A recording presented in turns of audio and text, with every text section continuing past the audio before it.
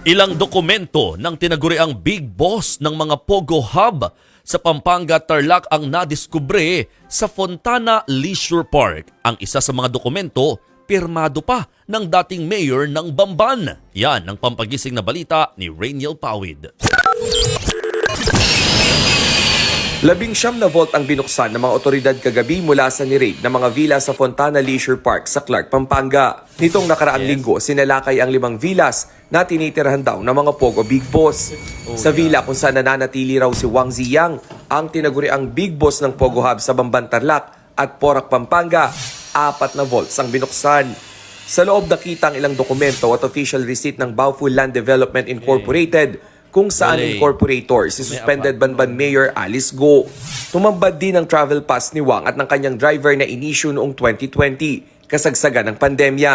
Ang travel pass ng Pogo Boss, pirmado ni dating Bamban Tarlac Mayor Jose Antonio Feliciano. Ayon sa Presidential Anti-Organized Crime Commission, malaki ang tsansang noong 2020 kumilos si Wang para sa pagpapatayo ng Pogo Hub sa Bamban. Kaya naniniwala ang PAOK na dapat ding imbestigahan si dating Mayor Feliciano. Bakit nag-issue siya ng travel pass sa mga taong pinaghihinalaan natin na mga nagpapatakbo ng illegal Pogo Hub.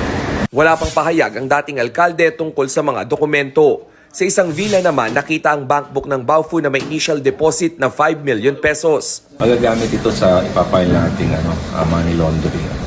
And hindi lang ginamit yung bangko na yun para sa transaction dito sa ating transaction din sa ibang bansa. So malaking bagay itong nakuha natin mga bangko.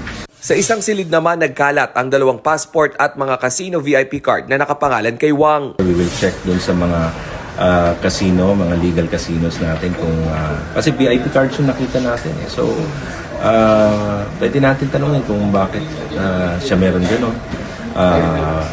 Madalas ba siya naglalaro sa mga casino na yun? Ano yung intention niya? Nandun siya sa casino, baka ginagamit niya yung casino for money laundering. Sa ibang villa natagpuan ng ilang alahas, may mga kambal plaka rin o mga plate number na pare-pareho. May nakuha ring 5 Chinese passports at 2 bundle ng pera na 1,000 at 100 peso bills. Inaalam pa ng mga otoridad kung sino ang mga nasa passport at kung anong kinalaman nila sa mga illegal na Pogo. Para hindi na muling makapasok ang illegal Pogo operators o mga Big Boss sa Clark, maghihigpit na raw ang Clark Development Corporation. Sa ngayon, requirement ng CDC na mag-submit ang mga locators, ang mga developers na may-ari ng mga ganitong villas ng listahan ng mga occupants. Ayon sa CDC, may mga nahuli pang undocumented occupants sa loob ng Fontana sa nakalipas na linggo. Yan ay matapos ang panawagan ni Pampanga Vice Governor Lilia Pineda na muling suyuri ng Freeport para arestuhin ang illegal Pogo workers at mga opisyal nito. Hindi na idinetalya ng CDC kung ilan ang mga nasa kustudiya na ngayon ng Bureau of Immigration. Nagbabalita mula sa Frontline, Rainiel Pawid, News 5.